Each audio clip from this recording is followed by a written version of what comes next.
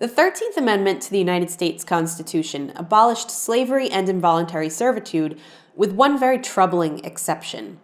I'm here speaking with Asa Gregory, an activist working to correct the 13th. Asa, I understand that you've started a page called Correct the 13th to make people aware of the flaw in the 13th. Can you tell us about that and describe the exception and its significance? I have several friends who are helping to administrate that page, and it's reaching a lot of people. A lot of people are involved and hungry for the information. And coupled with the recent release of the documentary called 13th, which is streaming on Netflix now, it's very important to watch. It's got folks in there like Michelle Alexander, who wrote the New Jim Crow. It's got Brian Stevenson, who wrote the book Just Mercy, which you should read, regarding the unjust criminal justice system. And he also founded something called the Equal Justice Initiative. And they are opening a museum. And actually, I've got a calendar on my wall that has one of the features in that museum is the dirt from lynching sites with the names of the people who were lynched at those sites. It's very poignant. I compare it to when I went to the Holocaust Museum when it first opened in DC. There's tons of personal items, the toothbrushes, hairbrushes, all that stuff. But the thing that got me the most and made me weep at the time, and I was, I guess, 15 or 16, was the room of shoes.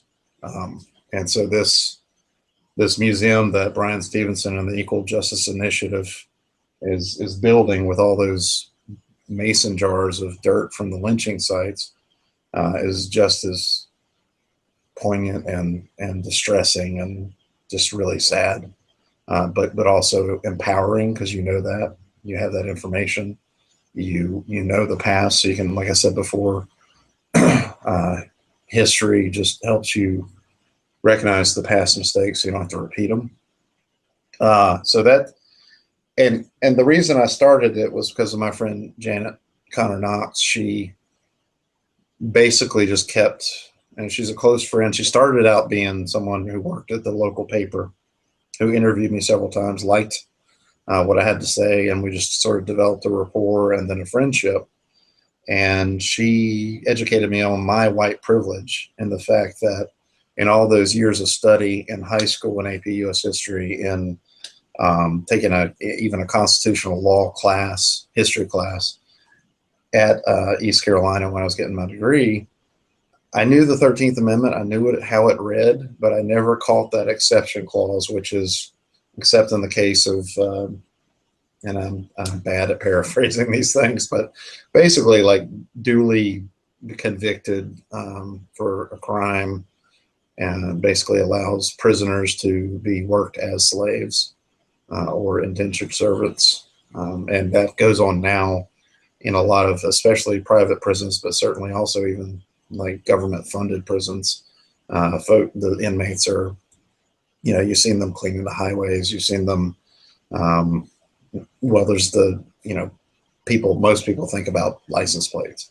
There's also, like here in North Carolina, the women and the Women's Correctional Institution. They do like the travel sites and like answer the phone calls of people who are getting information about the state, and that's basically like they're working for free in prison. And so their labor is being conscripted because they are prisoners. And so they're basically, they're either outright slaves because they work for free, or they are wage slaves because they are paid very little, and just are indentured servants. So that's what she opened my mind to that and the exception clause. And I just felt compelled, just like my passion about the ERA. I don't know what got in me to make me so passionate about people who, don't have the rights that I have as a white Christian straight male. It would be just as easy for me to, or it'd be easier for me to just say, "Hey, I'm good," you know.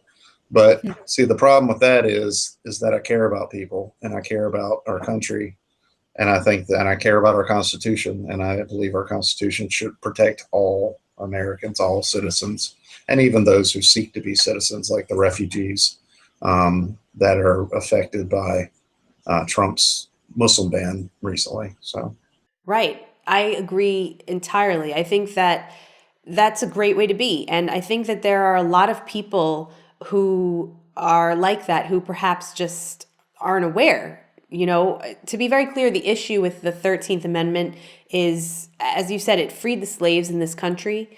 But there is a loophole which states that people who are in prison, who are being punished for a crime, can be used essentially as slave labor. And that's how we have, you know, the injustice, in this country of legal slavery and the prison industrial complex, and how those things are interrelated. There are a lot of companies recently who've come under fire for using prison labor, like Whole Foods and AT&T. People don't realize that not all of the jobs that get outsourced go overseas. Some of them actually are turned into prison labor. So there are these prison lobbyists who are sort of on both sides of the fence, Republican and Democrat, who are buying politicians. And because they have incentive to imprison people, more and more people get imprisoned. That's where the impetus comes from for the war on drugs, which affects largely poor minority populations. And the government and private prisons are, as you said, profiting off of their labor. What concrete actions can we take to correct the 13th? I mean, it really is a power that a lot of people honestly don't exercise enough of, which is going to see, like literally see your legislators or your Congress, members of Congress, because I know people sign like the change.org or the moveon.org and, all these other petitions. The problem with that is that those have become so, and I'm not saying they're ineffective. I'm just saying that person to person is more effective. Like if you were to talk to me about campaigning for a candidate and getting out the most votes in the most effective way, I would tell you it's door to door. It's knocking on doors and making those personal connections. And the reason that it's more effective in that arena and also in this arena is because when you meet someone face to face, it's a lot harder for them to shut you out and dismiss you because you're a human being. You're a fellow citizen right in front of them. You're a constituent right in front of them. And so it's very difficult for them to dismiss you. Some do still, but they know that you travel to DC, or they know that you travel to Tallahassee if you're in Florida, or Raleigh if you're in North Carolina, or Albany if you're in New York. They know you made that trip, especially once they know your, address and who your real representative is. Is it me or is it someone else? They're going to probably ask those questions, but I think that just going and giving your personal take on that is very effective and very powerful. And once you get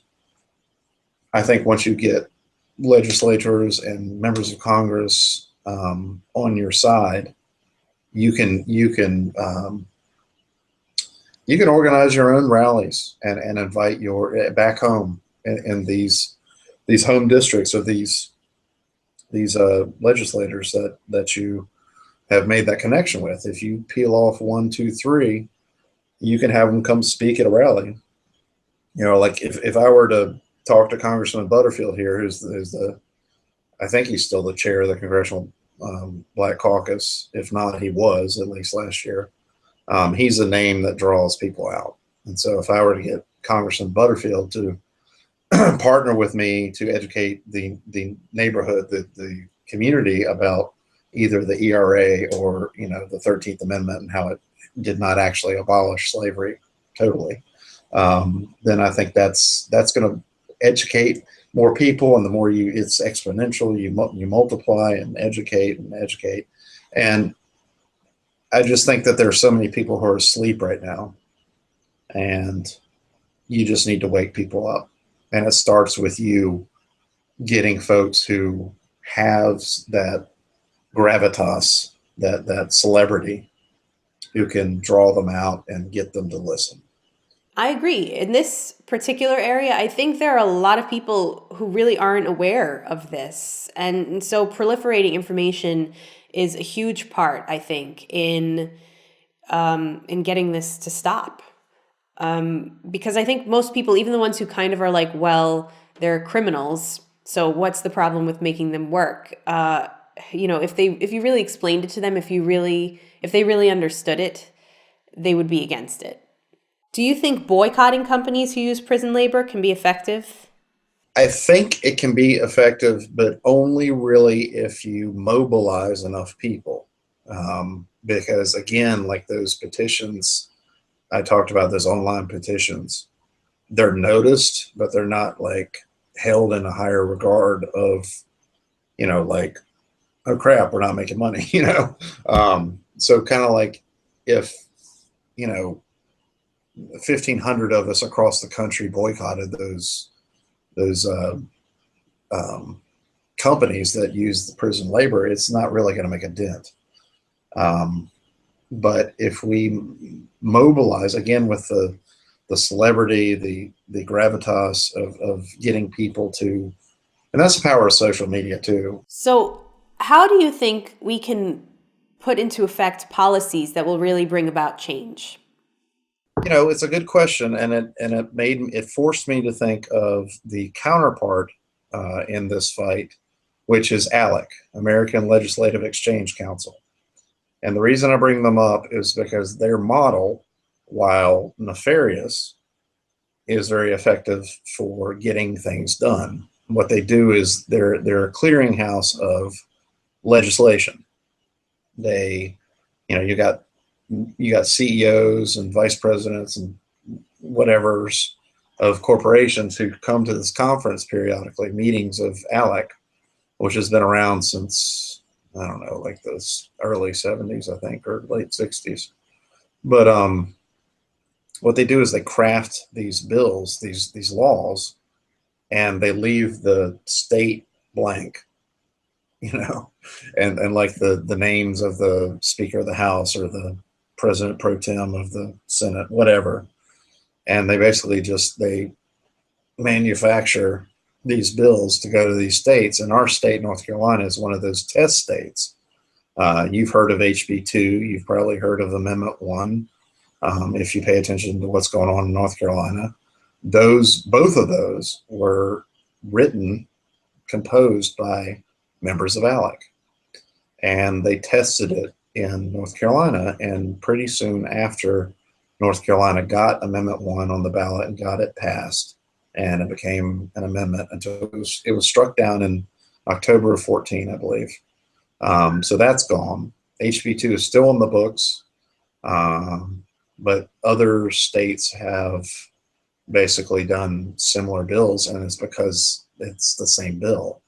So you got states like Mississippi and Arizona and places like that who are using these same bills. So the reason I say that and I talk about that is because if we come together as progressive liberals, moderates, even independents, to come up with what we think would be fair policy, and we shop that around to these legislatures, then I think that we can, because it's already done.